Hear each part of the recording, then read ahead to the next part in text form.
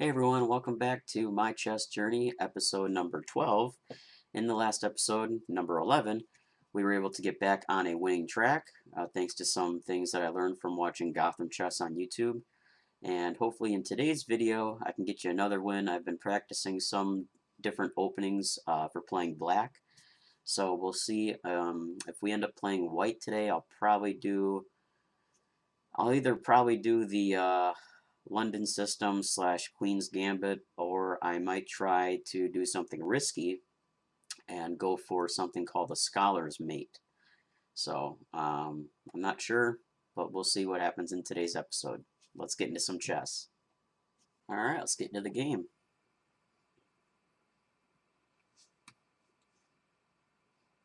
Looks like we're playing black, so we do have an opportunity to play the King's Indian defense, which we do have the chance to do it too, because they're playing. They went d4 instead of e4.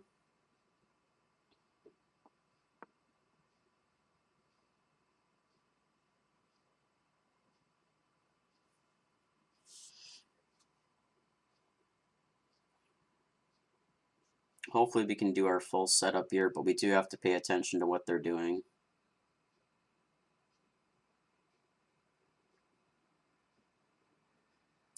Our next move is going to be bishop to g7 here. If everything goes according to plan. It's good that we got our opponent thinking. It's taking him some time to make a move. Just out of curiosity. Oh, from Spain. Okay. I didn't recognize that flag.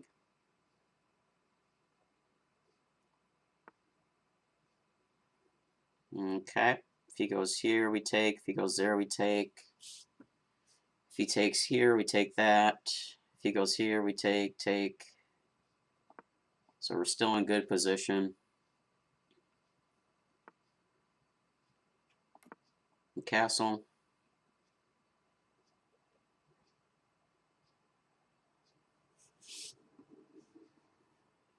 Next move is we're going to try and push this knight out of here.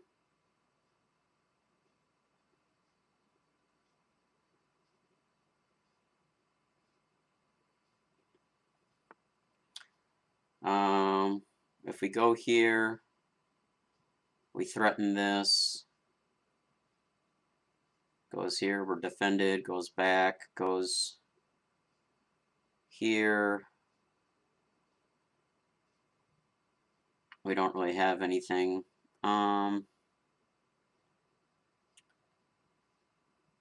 Just trying to think.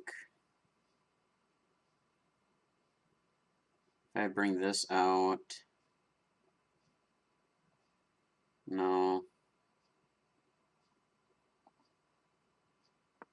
I guess we'll just go here. I guess we could try to develop the knight. That wouldn't be a bad idea. If we go there, though, he'll probably push this pawn. And then if we take, they're going to take, so I think it's probably going to be best for us to go here next with our bishop, go to e6. Because even if he wants to bring the queen out, this pawn defends it.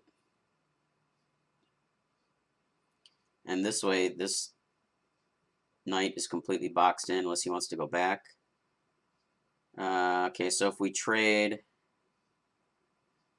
he goes there. Then he's in line with the queen.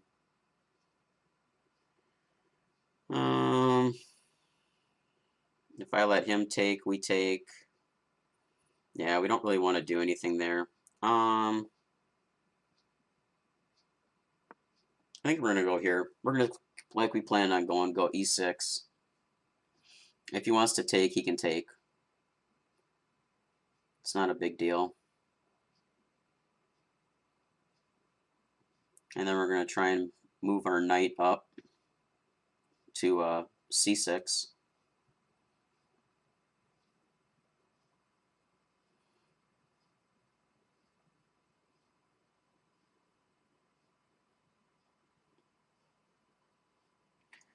If we go c6,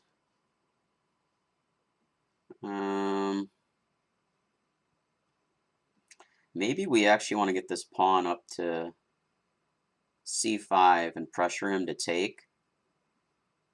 Because then that's going to... If he takes, then we could take back.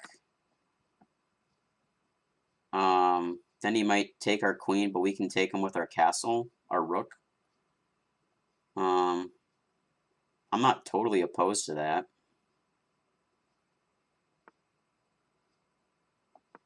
So I'm going to see if that's what he wants to do. Okay. And then if he takes, we get it with the castle. I might even just take his queen, to be honest with you. Just to get it off the board. Yeah, he does. Okay, cool. So their queens are off the board. So that makes the game a lot easier, in theory. This knight's still trapped. We got nice pawn development here. He wants to go there. Go there. I'm trying to think what would be... If I bring this out here and he goes here...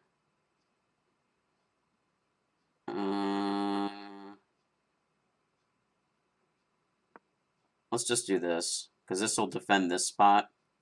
And then if he wants to go here, we can move the light squared bishop to... I don't know. We can pick a different square. We'll figure it out. I do want to get this rook out of here too, so I might try to get both rooks on the d file. That's actually a pretty powerful move. It's a whenever you have two pieces on the same line, either like a file vertically or on a diagonal, it's called a battery. It's a pretty effective move, especially with castles. That usually helps a good bit. But we need to think what we want to do. I might put our bishop here, because then we can threaten to take the knight. And then if he moves out here, I could bump our bishop here, and then if he takes, we could take back.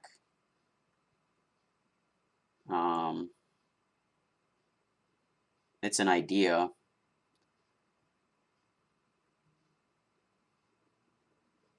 And if he moves this pawn up, we're just going to push this one, because then he still can't go there. He'll be blocked. And if he wants to go here, this is still there. So not worried about really these four pieces over here at all. This knight's kind of my main concern right now. Even the light squared bishop, I'm not too terribly worried, because these two pawns will protect. If he comes here, we just take it, we snap right on it. And then if he takes back with the knight, we take with our pawn. So, but yeah, like I said, I think our best move is going to be to go bishop, threaten that. And then if he wants to go, like, bring his castle or his rook over here to get in line with our bishop, that's fine. We have our knight here to protect it. But this is great. We have a 3-minute clock advantage on our opponents. That's huge. That is huge, tremendous. Really good stuff. That means if we play our cards right, we could actually win this game on time alone. We don't even have to get a checkmate necessarily. So yeah, if knight goes here, we'll go here. If this this pawn comes up here, we push. And the king is stuck over on this side of the board. He can't cross the d file at all because our rook is here. Eventually, like I said, I want to get this rook into the game. I want to double it on the d file. So, and now we have a 4-minute time advantage on our opponent here. Yeah, I was really hoping that they were going to take that queen. So that worked out, because even if they didn't take it, I was still going to probably take theirs. And like I said, if his white bishop wants to come here, we'll take it. He'll take, we'll take. And we'll just proceed with the game from there. So I'm not too worried about that. I am surprised, though, that we only get 7 points for winning. Usually, in my games on this account, it's usually a 8, you either get 8 points for winning or 8 points for losing, but for some reason they decided to increase or decrease it to only 7 if you win and 9 if we lose. So I'm not super happy about that, but it's not the end of the world. It'll still be, if we win this game, it'll still be a new all-time high for us. We'll be at 682, which is great. And I'm really happy that I actually got to play, that I actually got to practice and play this King's opening defense. Or King's, it's called King's Indian defense, technically. But, and it's only been 13 moves, too, so that's also pretty cool, because usually most of my games are like 30, 35 moves for me to win. So that's actually really nice. And now we have about a 5.5 minute clock advantage on our opponent. I'm not sure if they're like just giving up. That may be. They may be just time stalling. I did face somebody on my other account who purposely, I'm convinced it was on purpose, they took the clock down to like the last 2 minutes. They wasted like 5 minutes and then they started playing, and I believe they did end up beating me. So like I feel like they were just messing with me just to kind of flex and show that they were smarter than me, but it is what it is. Some people are just like that. You can't do anything about it. So we now have a 6-minute clock advantage on this guy. I wonder if he's just going to go here. I mean, if he goes there, that's fine. We'll leave it because this rook can defend this rook.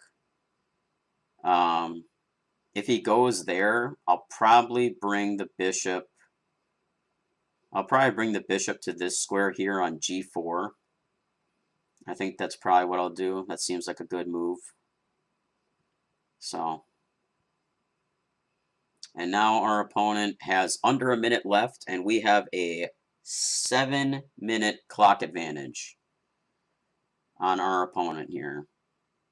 So, yeah, I'm convinced our... Oh, here we go. He finally made a move. So that's fine. We figured he might do something like that. Yeah, like he just hung his bishop. So that's cool. Dude literally wasted like what, 6 moves to hang a bishop? Oh wait, hang on. Where was I here? Yeah, I want to get this rook on the d file. That's what I talked about earlier. All right. And I'm convinced at this point our opponent has just given up.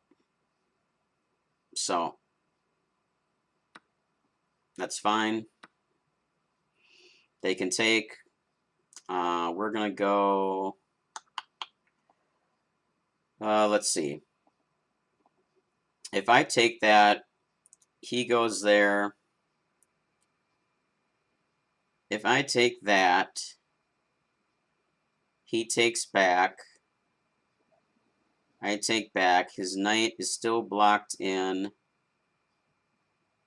Can't take because of that. So, but if I take and he decides to go here, that's going to mess stuff up. So I'm going to actually go here, I think.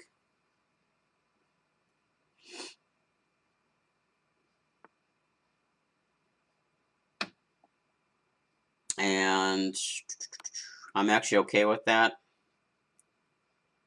Checks the king. He takes that. That's fine with me. I'll bring... Let's see. I will bring...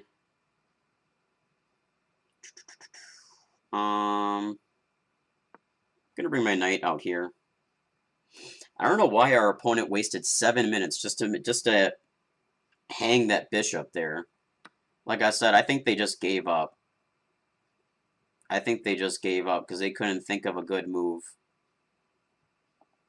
So now our bishop is kind of in trouble, but we can just bring this back and he's protected, so no big deal.